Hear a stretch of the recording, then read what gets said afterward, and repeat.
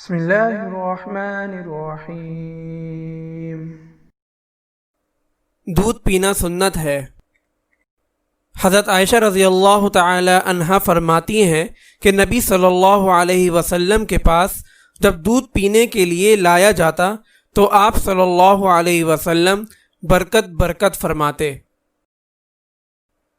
حضرت عبداللہ بن عباس رضی اللہ تعالی عنہما فرماتے ہیں کہ میں اور خالد رضی اللہ تعالی عنہ حضرت میمونہ رضی اللہ تعالی عنہا کے یہاں نبی کریم صلی اللہ علیہ وسلم کی خدمت میں حاضر ہوئے۔ حضرت میمونہ رضی اللہ تعالی عنہا ایک برتن میں دودھ لائیں، نبی پاک صلی اللہ علیہ وسلم نے اسے پیا۔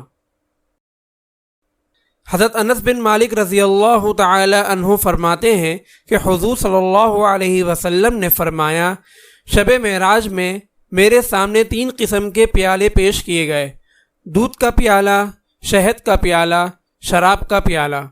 میں نے دودھ کا پیالہ لیا، اسے پیا تو مجھے کہا گیا آپ نے فطرت کو اختیار کیا اور آپ کی امت نے بھی۔